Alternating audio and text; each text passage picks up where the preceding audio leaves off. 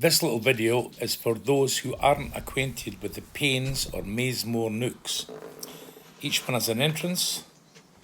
It can be turned into three positions. We have the vent for travelling. That allows air in. Again, a vent for travelling. And we have the queen excluder, or keeps the queen in, and the open vent when the hive is fully functional. Both nooks work on the same principle. We have an area to put the feed in, the 1-to-1 sugar or 2-to-1 sugar, depending on which time of year it is, and a removable protector to stop the bees coming up. Now, we can also dismantle this for cleaning.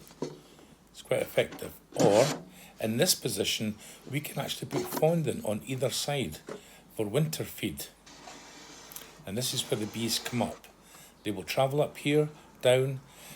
If we have the sliders in, that stops them drowning in the sugar water, but we would have the sliders out if we had fondant in. The underside of the lid, you can see this slit quite clearly, that the bees will travel up into the top.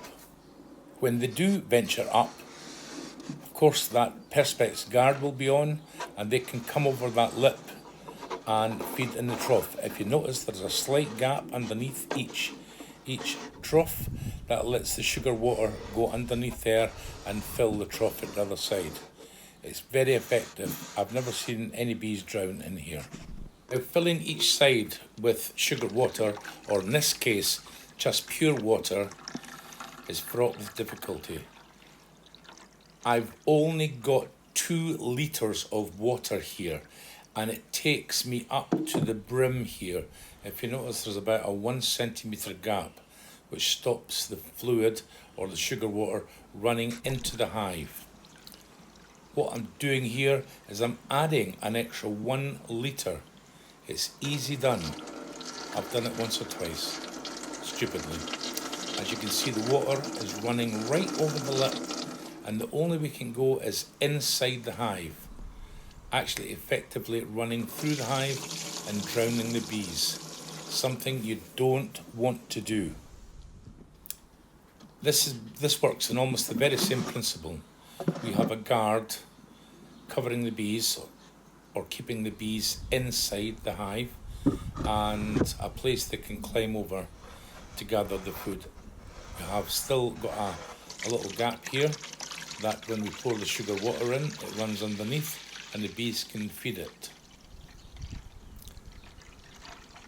This will only take 2 litres either side. You don't want to go near 2 litres. Effectively, 1 litre each side is what you want. You'll see here an extra litre, and you're running over again, drowning the bees inside, effectively killing the bees.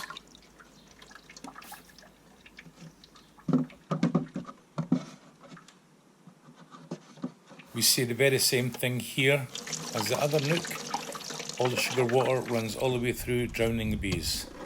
And as you can see, the cells are filled up with water, effectively drowning any larvae, or if it was sugar water, maybe drowning the queen. Not a good situation to be in. Each nook has a vented bottom, good for ventilation. Therefore, when you're travelling or you have them in the garden, make sure that is clear. Now, what I've got here is sugar water. You notice it's very, very clear. You don't want to have any sugar suspended in it, because you end up with a film of sugar on the bottom of these feeders. I would divide it equally.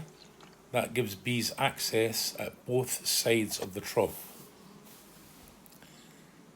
That should last a day or 2 days in a busy hive.